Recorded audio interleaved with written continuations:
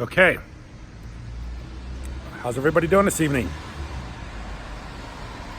My name is Kent, and the channel is EOS San Diego, and I make videos about the blockchain. So I want to talk a little bit, as I've been talking here in my past few videos, about the market, because the market's really bad. I mean, I think it went down below $4 today, and I think it's in the $3.60 range. And obviously, we weren't expecting this. I wasn't expecting this. I wasn't expecting this drop. I'm usually pretty good at calling the market too. But, when you really sit there and you think about what's going on right now, you can kind of see what's going on. And I'll try to explain why I think the market is down and what's really going on. And what's really going on right now, in my opinion, is that the market is down mainly because the Libra announcement and the fact cryptocurrencies are starting to become talked about in the mainstream. So today, I think yesterday, Steve Mnuchin, which is the Secretary of the Treasury of the United States of America, talked extensively about Bitcoin and cryptocurrencies. So, and now they're kind of forced to, because of Facebook and Libra. It's becoming much more talked about. It's becoming mainstream. So now they're kind of forced to talk about it. And of course, Mnuchin talks about it in such a way that he says they got a long way to go before they're going to get the United States of America, the U.S. dollar, and the blessings of the U.S. Treasury. So they got a ways to go. And basically, what he said, the ways they have to go is that they have to make it so know your customer, and also that their money laundering and all the nefarious things that go on with on the internet are being able to be tracked through through Bitcoin or through the blockchain. So that's basically their concern. The concern is, hey, we're not really anti-Bitcoin, but it's got a ways to go before we're gonna accept it without any restrictions and restraints and so on and so forth. So what's going on is that a lot of doors got opened here recently. A lot of new things are going. So as we see that as a positive in the long run, it's actually in the short term a bit of a negative, because it starts to question. Now you've opened the door. Now you've also created a lot of questions about how governments and how it's going to affect economies, and how the U.S. Treasury is going to deal with it. So now all these questions are coming out, and these questions are driving the market down, in my opinion. And that's what's going on. You're seeing a depressed Bitcoin, depressed EOS, depressed cryptocurrency market, because the Libra has forced the hands for people to ask these questions and start talking about cryptocurrency and how it's going to affect their future. And of course, the first thing they're going to do is they're going to be resistant, and they're going to be negative. And of course, the negativity is going to reflect in the market, and that's what's going on right now. So, but a little bit of observations about Mnuchin's speech today. He really wanted to talk about cryptocurrencies. I mean, I think it was a over 30-minute speech I listened to, and I might have only gotten a segment of it. I didn't watch the whole thing, but he was asked questions afterwards, and he wanted to talk crypto. Of course, a lot of people wanted to talk about debt ceiling. A lot of people wanted to talk about Trump's comments being racist, but he was really wanting to talk about crypto. He really is interested in talking about crypto. I thought that was a positive sign. The second thing I thought was positive is that he really wasn't saying that crypto wasn't something people should invest in. It's just that he doesn't want it being used for bad things on the internet. He doesn't want it being used for, like I said earlier, nefarious ways of buying and selling and doing some, money laundering and all that stuff like that. He just wants to be used properly. And they understand that cryptocurrency is a future. And I kind of think that his speech or his talk was kind of letting you know that they understood this is the future, but we want it regulated, and we want it to be somewhat under our thumb, so we can keep things happening that we don't want to have happening. Obviously, that we try to monitor as they monitor with the U.S. dollar. The other thing he said, which he just took the same stance really that Trump said, that it's volatile and that it's out of thin air, which I think is really funny, especially for a guy like Mnuchin, because he knows how it works. Out of thin air. I mean, how much is the Federal Reserve?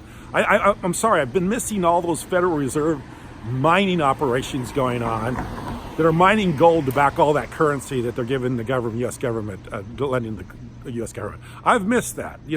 All that great mining operation going on someplace in the world that's mining gold for the Treasury, for the U.S. For the Federal Reserve System, so they can back those dollars that they're giving the U.S. Treasury, or lending to the U.S. government. So come on, buddy. Everything's thin air.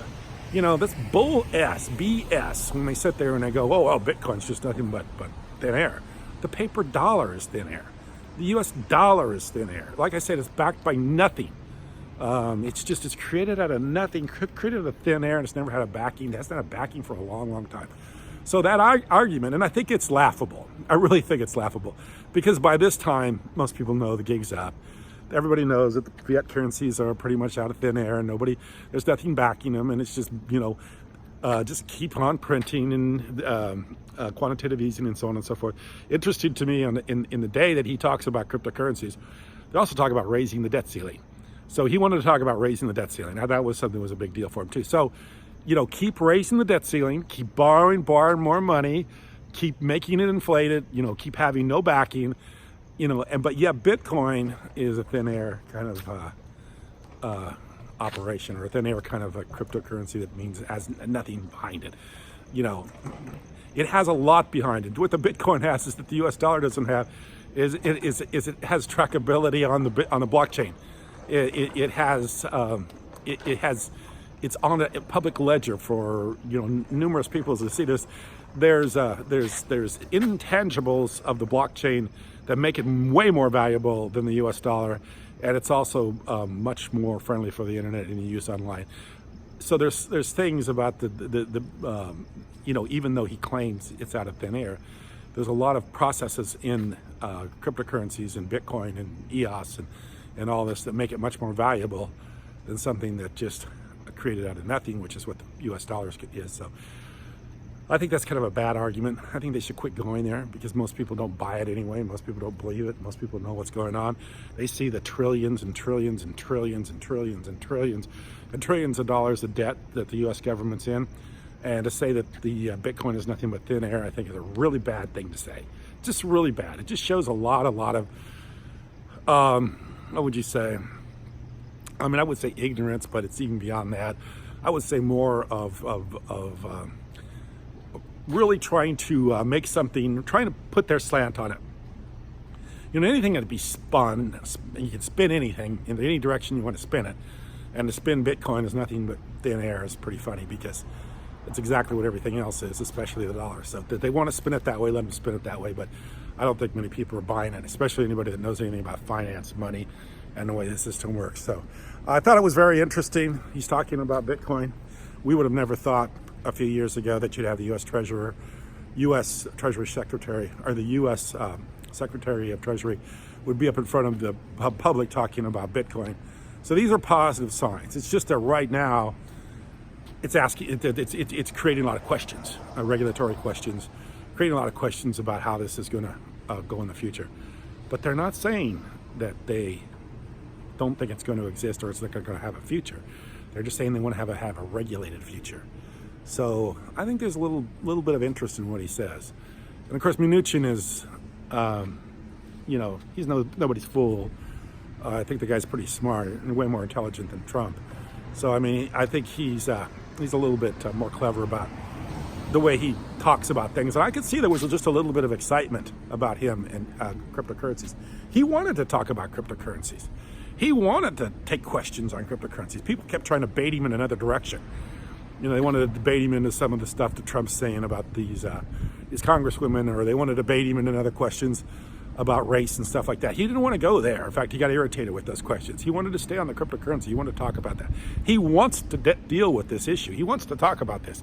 And of course, he said that they've been meeting Jay Clayton from the Securities and Exchange Commission, and him and a bunch of other people from Federal Reserve, different banks or different parts of the Federal Reserve have been meeting about Bitcoin and talking about Bitcoin, and they've been discussing it. So this is on everybody's plate right now.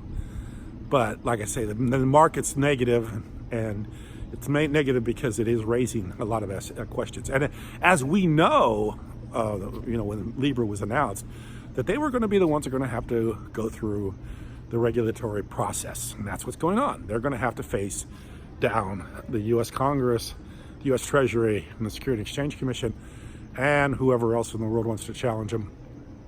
And they're going to have to deal with this, but they have the resources to do it.